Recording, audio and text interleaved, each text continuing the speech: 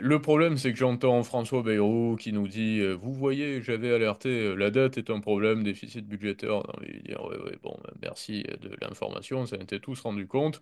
Mais le problème, c'est que le système financier mondial aujourd'hui, et ça personne vous le dira, hein, surtout pas François Bayrou ou Emmanuel Macron, repose sur l'émission de dette de pays comme la France et les États-Unis. Ça veut dire que vous avez besoin de ces collatéraux. La base de tout ça, c'est tout, c'est ça.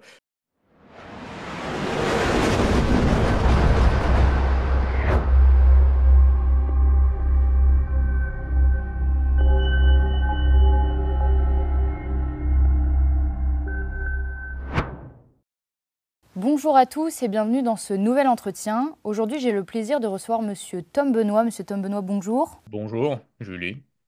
Alors, la semaine dernière, à la surprise générale, Donald Trump a annoncé une levée des sanctions américaines sur une quinzaine de banques et d'établissements financiers russes. Comment est-ce que vous expliquez ça? Déjà, il faut noter que Donald Trump aussi entre le chaud et le froid, mais pas seulement sur le sujet russe, hein, ça a été un petit peu le même narratif sur Israël, sur l'Iran. Alors, c'est pas vraiment une levée des sanctions en réalité, hein. Il faut remettre les choses dans leur contexte. C'est le renouvellement des exceptions qui sont accordées, comme nous l'accordons nous aussi en Union européenne. J'en ai parlé régulièrement. Vous savez qu'il y a beaucoup de sanctions qui ne sont pas des sanctions en réalité, puisque on inclut des exceptions pour toutes ces sanctions. Ça veut dire que dans les nouveaux trains de sanctions au sein de l'Union européenne, sur les importations par exemple de matières premières énergétiques russes, il y a beaucoup d'exceptions, notamment pour la consommation à l'intérieur des pays importateurs. Ça signifie que l'Italie, par exemple, peut importer des matières premières énergétiques russes si elle les consomme, mais elle ne peut pas les réexporter, par exemple, à la Chine. Mais j'ai envie de vous dire, si la Chine a envie d'importer du pétrole ou du gaz russe, elle va pas passer par un pays de l'Union européenne. Et là, c'est un petit peu la même chose. Il y a des banques, les principales, y compris la Banque centrale de Russie, qui étaient sous sanction.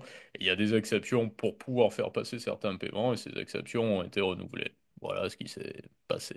Justement, depuis 3 ans, quel est l'impact réel des sanctions américaines et européennes sur l'économie russe? Sur l'économie russe, évidemment que ça a fragilisé partiellement l'économie russe, mais que de notre côté, ça a conforté les relations bilatérales avec des pays comme l'Inde, par exemple, et surtout, ça a incité l'intégralité des pays des BRICS. C'est ce qu'il faut bien noter. Il y a eu le dernier sommet à Kazan, donc avec l'absence du président chinois qui intervient par visioconférence, et de Vladimir Poutine également, qui est sous sanction de la Cour pénale internationale. Ce qui est quand même très particulier parce que ça veut dire que vous avez des pays membres fondateurs comme le Brésil aujourd'hui, membre fondateur des BRICS, le B d'ailleurs des BRICS, qui sont également membres de la Cour pénale internationale et qui donc se soumettent, il faut le dire, aux réglementations quelque peu excessives et arbitraires de la Cour pénale internationale qui disent si Vladimir Poutine se trouve sur votre territoire, il faut en quelque sorte le capturer tout simplement. Donc Vladimir Poutine ne peut pas se déplacer dans un pays membre des BRICS, ce qui est quand même particulier. Cocasse, vous m'excuserez le jeu de mots. Et donc ça a appuyé au-delà de l'économie russe, ce qu'il faut noter, c'est les relations bilatérales avec les pays membres, qu'ils soient fondateurs ou pas, mais amis, alliés des BRICS. Et vous avez la Thaïlande, par exemple. Vous avez encore l'Arabie Saoudite, qui s'est pas encore prononcé réellement sur la suite de sa relation ou de sa participation avec les BRICS. Et ce qui va compter, c'est vraiment ça. Ça veut dire qu'il va y avoir, par exemple, la grande plateforme. Je parle de plateforme parce que c'est pas une monnaie commune, justement, qui va être créée. Et j'ai fait un peu partie des premiers à porter la distinction, si je puis dire. Il y a déjà un an ou deux, il y a beaucoup d'interviews que vous pouvez retrouver où je dis, oh, il est de bon ton aujourd'hui de parler de création de monnaie commune au sein des BRICS. C'est pas une monnaie qu'ils sont en train de créer. C'est une plateforme multiforme, c'est pas un pléonasme, mais c'est une plateforme qui va être multiforme et qui va servir un peu de plateforme d'échange. C'est-à-dire que vous allez convertir des monnaies locales euh, comme la roupie avec le rouble sans passer par le marché d'échange qui est un marché international. Donc il y a beaucoup de projets comme ça qui ont été accéléré par la mise au banc de la Russie par rapport aux autres nations. Puis vous avez beaucoup de Russes aujourd'hui, de sociétés russes, Rosneft, en volume, ça doit être la principale, qui commercent avec l'Inde et qui se font payer en roupies. Donc vous avez des sociétés russes qui auparavant convertissaient Déjà, ils se faisaient payer en dollars auparavant, donc ils n'avaient pas ce problème-là, ils utilisaient le dollar, même avec l'Inde. Et aujourd'hui, ils se retrouvent avec des roupies sur des comptes qu'on appelle les comptes Vostro, donc des comptes qui sont gérés par des banques en l'occurrence indienne bien souvent. C'est-à-dire que vous allez avoir une banque indienne qui va garder des roupies pour le compte d'une société russe, de la Russie, ça s'appelle le compte Vostro. Et bien souvent, cet argent est investi dans des obligations indiennes ou un peu sur le marché action indien. Et là, on arrive un peu au point, on va dire, de réflexion le plus avancé, qui est que les BRICS se disent, si on doit se passer définitivement du dollar, tout au moins pour la Russie, il va bien falloir qu'on fasse quelque chose pour convertir ces devises, pour avoir quelque chose d'un peu plus fiable, d'un peu plus fiable n'est pas le mot juste, mais d'un peu plus viable, d'un peu plus durable. Parce que la Russie va pas se satisfaire pendant des années de garder des roupies qui sont mal rémunérées ou sur lesquelles ils n'ont pas vraiment la main dans des banques indiennes. Donc c'est là que apparaissent des systèmes en gestation comme UNIT, donc ils appellent ça UNIT pour le projet, qui sera cette fameuse monnaie justement des BRICS, mais qui n'est pas une monnaie. Comme je le pressentais il y a déjà quelques années, c'est pas une monnaie, ça va être une unité de compte. Donc c'est un peu une monnaie, puisque l'un des artifices de la monnaie, l'un des attributs de la monnaie, c'est l'unité de compte. Mais donc vous allez avoir cette plateforme qui va servir justement à convertir des roubles, de la roupie, du yuan, donc principalement les monnaies des BRICS, avec un adossement alors partiel qui ne sera pas vraiment un adossement non plus, c'est ce qu'il faut bien comprendre. Ce qui est particulier, c'est que pour faire un peu de prospective dans la continuité, je vais dire, je ne m'étais pas trompé sur l'architecture du système. Aujourd'hui, sur la phase un peu plus avancée, je pense ne pas me tromper sur ce qu'on découvrira dans les 2 à 3 années qui viennent, c'est qu'on va parler d'adossement à un panier de devises et à l'or. Tout ça, c'est pour la parade, entre guillemets, même s'il y aura de l'or, bien sûr, mais l'or ne sera pas...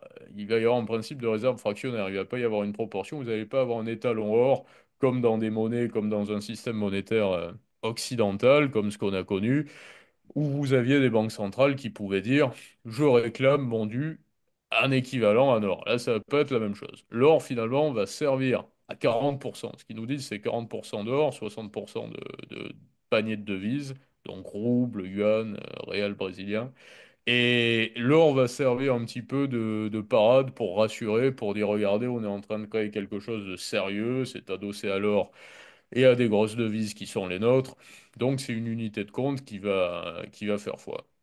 Donc pour répondre à votre question, la mise au banc de la Russie a surtout motivé les BRICS à se dédollariser, sans faire trop de bruit, et avec la dimension très russe, là aussi, parce que les Russes sont très importants au sein des BRICS, c'est quand même l'un des pays les plus... je veux dire, il y a des pays qui se greffent ensuite, qui sont subalternes, et puis vous avez des pays qui sont essentiels, et les deux pays essentiels, c'est la Chine et la Russie.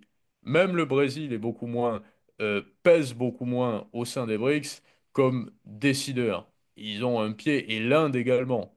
Pourquoi? Parce que ce sont des pays qui sont trop occidentalisés en quelque sorte pour être les membres, les piliers, alors, ils le sont, mais pour être les piliers idéologiques et politiques d'un bord, d'un regroupement de pays qui a finalement pour essence d'être l'autre bord, celui qui n'est pas occidental. Donc ça veut dire que l'Inde se méfie beaucoup de la Chine également, il y a la Russie se méfie aussi du Brésil, ce sont des pays qui sont in et out. Même les Émirats arabes unis sont beaucoup moins occidentalisés, vous voyez, que l'Inde ou le Brésil, qui font partie maintenant des BRICS. Donc c'est ce qui est particulier au sein des BRICS. Mais la mise au banc de la Russie a conforté en tout cas les BRICS et la Russie, la Chine à réfléchir à ce qui allait se passer après le dollar. Oui, vous aviez bien évoqué l'importance finalement de la Russie, notamment au sein des BRICS. Euh, Jean-Noël Barrot, ministre des Affaires étrangères, a dit hier vouloir faire plier Poutine avec un nouveau train de sanctions. Selon vous, que peut-il encore annoncer et quel impact ça peut avoir une nouvelle fois sur l'économie russe?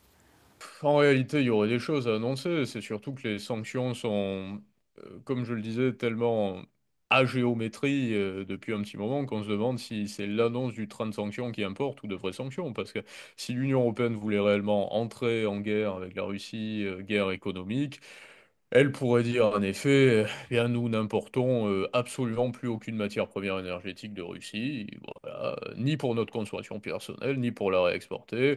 Nous ne collaborons plus avec la Russie pour l'aide humanitaire dans des pays francophones d'Afrique. par exemple, voilà, nous considérons que nous devons totalement, mais elle ne le peut pas. Donc voilà, la réalité est que Jean-Noël Barrot peut faire toutes les déclarations qu'il veut, c'est du sensationnel, ça. J'ai même pas réellement envie de chroniquer les déclarations de Jean-Noël Barrot, parce que ce sont des déclarations comme celles de Bruno Le Maire précédemment, qui sont, c'est le regretté Olivier Marleix.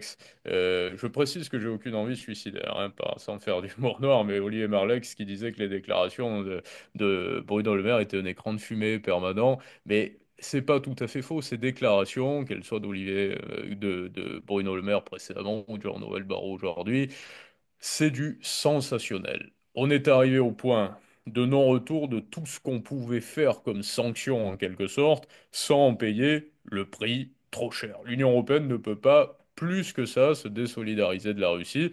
Si elle le faisait plus, comme je vous le dis, il faudrait qu'elle assume très clairement auprès des pays d'Afrique, par exemple, de dire nous mettons fin à toute aide humanitaire si elle a un lien avec la Russie. Parce qu'on est en guerre économique avec la Russie. Donc, sous-entendu, on va vous montrer des photos de petits Africains qui sont en train de mourir de faim, et c'est comme ça, parce qu'on a décidé. Donc, je doute que Jean-Noël Barrot nous dise demain, absolument, même pour les aides humanitaires, nous ne collaborerons plus avec la Russie. Absolument, on va dire à tous les pays d'Europe qui vont devoir éteindre la lumière, qui n'importeront plus d'énergie de la Russie. Voilà. Donc, étant donné qu'il ne le fera pas, tous les trains de sanctions supplémentaires ne pourront qu'être un écran de fumée.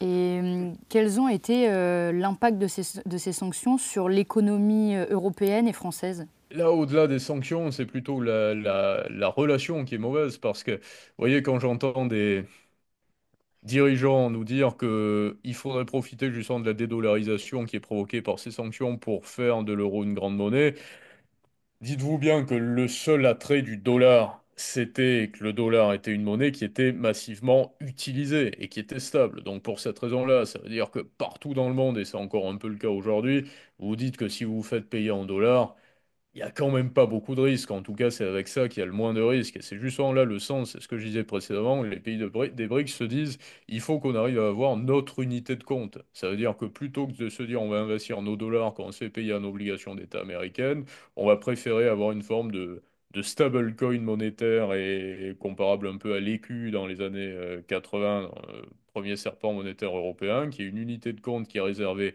aux banques centrales et aux entreprises. Et on va fonctionner comme ça. Mais les Européens aujourd'hui, qui auraient pu avoir justement, s'ils avaient réagi différemment, une forme de crédibilité sur la scène internationale comme étant le second gros bloc, parce que l'Europe c'est quand même quelque chose au sens du continent, mais pas de l'Union européenne, d'assez prodigieux, d'assez formidable.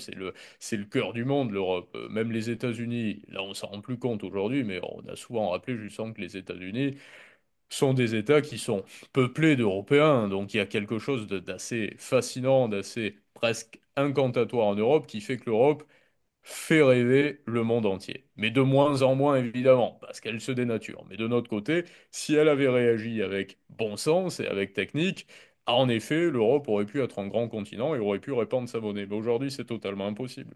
Parce que ne serait-ce que les effets d'annonce qui plus est, qui sont, mais que ce soit sur l'épargne et sur d'autres sujets, j'en ai parlé régulièrement, font fuir les capitaux quand ils sont à l'intérieur et effraient les étrangers à l'idée de l'usage de l'euro. Ça veut dire que si vous êtes aujourd'hui, en effet, en Inde, aux Émirats, en Arabie Saoudite, vous entendez tout ça, vous entendez les trains de sanctions, et vous avez l'impression finalement de voir des roquets qui systématiquement disent on va accélérer les sanctions. Chose qui se passe aussi sur les États-Unis, qui est particulière, c'est que pour la première fois de l'histoire, je vois des Américains qui sont obligés d'en faire trop en quelque sorte dans la menace. Les Américains menaçaient pas jusqu'à présent. Ils agissaient, ils appliquaient leurs menaces avant même de les avoir énoncées.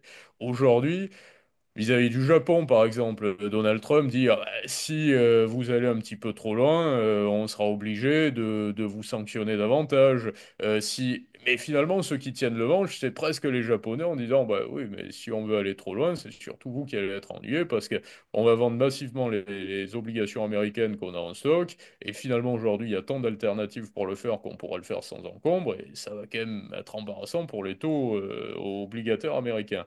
Donc, on voit des Américains qui sont quand même un petit peu plus fragilisés. De notre côté, ils ont des plans qui sont des plans assez prodigieux là aussi que nous n'avons pas en Europe. Sur les stablecoins, par exemple. Le plus gros acheteur de dette américaine ces dernières années, c'est les émetteurs de stablecoins.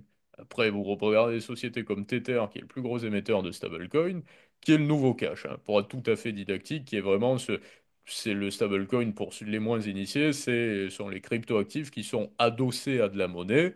En réalité, ils ne sont pas adossés à de la monnaie, hein, ils sont adossés à des titres libellés dans une monnaie. Et donc, si c'est le dollar, ils sont adossés à des titres libellés en dollars, c'est-à-dire que la société émettrice détient du un pour un, elle émet un jeton et elle a dans ses caisses l'équivalent à 1 pour 1 en titre de dette américaine. Donc ces sociétés doivent acheter de la dette américaine. Les sociétés, elles sont américaines, hein, principalement. Elles sont occidentales plus largement, toutes. Et donc, ça soutient massivement finalement l'achat de titres de dette américaine. Et ce que j'explique un peu, c'est que moi qui ai toujours été passionné par les sujets monétaires, au-delà de l'économie, là, on parle réellement de la monnaie. La monnaie, le point culminant de la monnaie, ben, c'est la monnaie physique, la monnaie papier, puis juste un peu avant, c'est quand même la monnaie qu'on a sur des comptes et qu'on utilise un petit peu plus. C'est l'instrument monétaire. Et aujourd'hui, on a un gros problème d'instrument. Il y a un problème de dette aussi, mais il y a aussi un problème d'instrument. Ça veut dire que sur l'instrument, il y a de tels process de KYC en Occident très compliqué, une politisation de la monnaie, on sanctionne, voilà, les banques russes, donc les banques luxembourgeoises ou italiennes comme Unicredit, qui étaient les dernières à travailler avec les Russes, même elles ne peuvent plus travailler. Donc, qu'est-ce qui se passe? Vous allez chercher un système alternatif. Et le stablecoin est parfait pour ça, parce que le stablecoin, c'est l'instrument. Justement, il est adossé, il y a le collatéral, c'est la dette, et le stablecoin, c'est l'instrument. Et c'est les Américains, quand même, aujourd'hui, qui sont en train de se mettre à l'avant-garde de ce nouveau cash qu'est le stablecoin. Donc je pense que les Américains ont un plan. Ça va pas éponger toute la dette américaine, hein, ça va quand même être compliqué de faire passer toute la dette sur les marchés. Mais ce que je suis en train d'expliquer, c'est que si vous avez une demande absolument phénoménale de stablecoin, il va falloir y mettre des stablecoins. Qui va décider que telle ou telle société a le droit d'émettre des stablecoins? Ça va être les Américains. Scott Bessent en parlait il y a 2 jours encore, secrétaire au Trésor. Et donc, il va falloir que les sociétés achètent de la dette américaine. Donc, les Américains sont quand même un peu moins inquiets que ce qu'on pourrait imaginer par rapport à l'idée de leur dette, et ils se disent qu'ils vont quand même, ne serait-ce qu'à l'intérieur, avoir besoin de l'acheter, donc ils vont l'éponger, et que si les Japonais veulent plus en acheter, quoi qu'il en soit, ils voient le vent tourner. Les Américains, c'est pas des Européens, hein. Ils voient ce qui se passe très clairement. Les Européens, en tout cas dirigeants actuels, vivent un petit peu dans leurs rêves ou dans leurs fantasmes mortifères, qui plus est, assez bas de gamme. Et les Américains voient ce qui se passe, ils se font pas d'illusions. Ils savent bien que si les Russes achètent plus de dette américaine, demain, ça va être plus compliqué aussi en Arabie Saoudite, en Chine, et que tous ces pays-là, Japon y compris, qui sont in-out en Occident, ils vont moins acheter de dette américaine. Donc il faut qu'ils régionalisent les achats de dette américaine. Et ça, ils vont le faire avec les stablecoins. Donc l'Europe se met un petit peu au banc finalement de toute l'économie mondiale parce que elle n'a pas de plan à côté. Si vous dépensez, vous savez, c'est comme dans les affaires, ça. Il faut pas hésiter à dépenser de l'argent, à investir, à gaspiller de l'énergie, à la dépenser, à la consommer. Mais il faut quand même avoir un plan pour facturer après. Sinon, vous vous mettez dedans. Et je vois que les Américains, eux, ont un plan, il y a une stratégie. En Europe, j'aimerais vraiment comprendre la stratégie. Je la comprends pas. Peut-être qu'il y en a une, mais je la vois pas. Vous avez évoqué la dette américaine. On va parler maintenant de la dette française qui bat des records avec 3 345 milliards de dettes, dont un tiers réalisé sous la présidence Macron. Qu'est-ce que vous pensez de ça, de ce chiffre? Il y a un gros problème sur la dette. Il faudrait faire une émission presque complète là-dessus parce que le problème, c'est que j'entends François Bayrou qui nous dit vous voyez, j'avais alerté, la dette est un problème, déficit budgétaire. On a envie de dire ouais, ouais, bon, merci de l'information, ça a été tous rendu compte. Mais le problème, c'est que le système financier mondial aujourd'hui, et ça personne vous le dira, hein, surtout pas François Bayrou ou Emmanuel Macron, repose sur l'émission de dette de pays comme la France et les États-Unis. Ça veut dire que vous avez besoin de ces collatéraux. La base de tout ça, c'est tout, c'est ça. C'est que vous avez des marchés financiers, une finance internationale telle qu'elle est actuellement, hein. Il ne faut pas aller trop vite. La monnaie des BRICS, le système, tout ça, c'est pas encore en place. Aujourd'hui, la finance, elle est occidentale. Ce système monétaire financier repose sur des collatéraux de première catégorie et il y a pénurie de ces collatéraux. Ça veut dire que si les États européens, américains ne s'endettent pas comme ça, le système ne tient pas. Il n'y a plus de collatéraux. Vous avez des banques aujourd'hui, ce qu'on appelle sans être trop technique, les repos. Donc le financement, le refinancement des banques à court terme, des banques commerciales, hein, BNP Paribas, Société Générale, quand vous avez une banque qui manque de liquidité, elle se trouve en crise de liquidité ou aux portes de la crise de liquidité, il lui faut du cash, il faut qu'elle ait de la liquidité. Qu'est-ce qu'elle fait? Elle va voir une autre banque qui, à ce moment-là, a de la liquidité, donc de la monnaie, hein, auprès de la banque centrale, et elle lui dit, je mets en garantie l'équivalent de la valeur de la liquidité que vous allez me fournir au moment où j'en ai besoin, là, pendant 3 jours, et en garantie, je mets un titre. Et ce titre, c'est quoi? C'est de la dette française, par exemple. Ou de la dette américaine, ou de la dette japonaise aussi. Est-ce que vous êtes demandé, par exemple, pourquoi la dette japonaise s'achète? On pourrait dire, mais attendez, la dette japonaise, à une époque, il fallait presque, on perdait de l'argent à détenir des titres japonais, mais il faut être complètement déluré pour acheter des titres. Ça va pas. Mais parce que ces titres ont une valeur en termes d'utilité, mais pas en termes de rentabilité. Étant donné qu'on considère qu'ils sont sûrs, ils vont pouvoir on va pouvoir en user comme de collatéraux. Et donc, c'est tout ce système le problème, c'est que le système est de plus en plus tendu également parce que les banques ont besoin de se refinancer de plus en plus vite et à court terme, plus qu'auparavant. Parce qu'il y a eu une croissance finalement de la valeur des actifs aussi qui a été démesurée depuis une vingtaine, une trentaine d'années. Vous comparez la valeur des actifs par rapport à la valeur de la monnaie circulante ou des PIB, et vous vous apercevez qu'en 1970-80, on était quasiment à 1 pour 1 en France ou aux États-Unis, et qu'aujourd'hui, on va prendre les États-Unis pour exemple parce que c'est plus simple, ils ont encore la même monnaie, nous on n'a plus la même monnaie, mais on peut quand même estimer finalement la valeur des euros qui circulent en France, hein. Si on fait, à l'époque on avait le franc, aujourd'hui on a l'euro, mais on peut dire qu'on a, pas les chiffres en tête, mais une quantité quand même précise d'euros qui circulent en France. Mais sur les États-Unis, regardez la valeur de la monnaie et la valeur des actifs globaux, donc les marchés actions, les obligations, c'était équivalent. Vous comparez aujourd'hui, en 1970, vous comparez aujourd'hui la valeur des dollars qui circulent et la valeur des actifs financiers globaux. Premièrement, vous vous apercevez que la valeur obligataire, l'apport obligataire a pris une part prépondérante et c'était l'illiputier en 70-80 qu'aujourd'hui c'est presque essentiel, c'est majoritaire. Et donc à partir de là, vous avez forcément une bulle. Ça veut dire que ça s'additionne au fait que les États ont de plus en plus de problèmes budgétaires et qu'ils ont du mal finalement à être rentables et à rembourser leurs dettes, justement, à avoir des économies qui fonctionnent. Et vous avez un système une forme de choc un petit peu parce que il vous faut des titres de dettes d'État, mais les États ne savent plus les rembourser. Et de notre côté, si vous avez plus ces titres, vous avez des institutions qui vont partir en crise de liquidité parce qu'il leur faut des titres de première catégorie dans leur coffre. C'est ça le vrai problème. Mais ça, François Bayrou vous l'expliquera pas, hein. François Bayrou vous dira quand il est Premier ministre qu'il avait dit déjà que la dette était un problème et que là maintenant la France est en, c'est quoi la formule, danger mortel. Oui, d'accord, on a compris. Mais je veux dire, si vous mettez pas le doigt sur la réalité de la faille et de la bulle, vous ne pouvez pas trouver de solution par rapport à cette problématique. Aujourd'hui, il y a deux problèmes, pour être très clair. C'est que, premièrement, dans le système financier, il faut des titres de dette, et que, deuxièmement, de l'autre côté, les États ne savent pas gérer leur budget, et donc ne savent pas rembourser la dette qu'ils émettent. C'est tout. Et du coup, dans ce contexte, comment on peut expliquer qu'on arrive encore à trouver de l'argent pour l'Ukraine?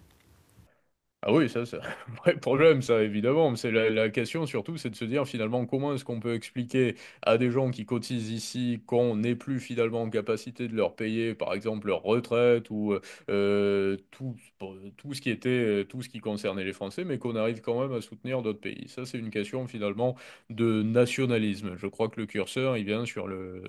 J'ai souvent cité Jean-Marie Le Pen, je préfère ma cousine que ma voisine et ma voisine que... Voilà, mais c'est le principe de la nation, c'est le principe de l'intégrité, de la souveraineté, et ça part de là. C'est que si en effet vous êtes en dérive budgétaire, à partir de là, vous pouvez pas expliquer à une population que vous êtes quasiment en économie de guerre parfois, ou qu'il va falloir vous mettre en économie de guerre alors que finalement vous soutenez d'autres pays. Vous arrivez en soutien ou vous êtes en économie de guerre. Voilà, ça, Hmm. voilà.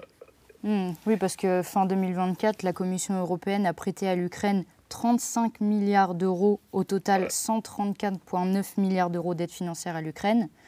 Est-ce qu'il existe, est-ce qu'il peut exister un plan de remboursement de l'Ukraine? possible, hein, c'est pas l'Ukraine a fait défaut déjà sur une partie de la dette qu'elle avait.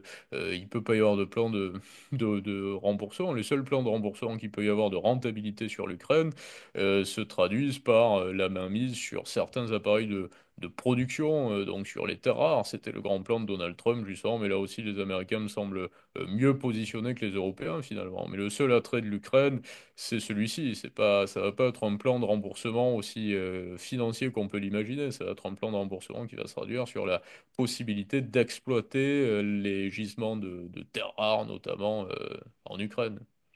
Mais non, c'est de l'argent qui est. Si on se demande si votre question précisément, c'est est-ce que cet argent est investi pour les Européens ou est-ce qu'il est perdu? Non, il est perdu, en effet, ouais. Eh bien, Tom Benoît, merci de nous avoir partagé votre expertise. Merci à vous, c'est un plaisir. À bientôt. Et merci à vous d'avoir regardé cette vidéo. Je vous remercie encore pour votre fidélité et je vous dis à très bientôt.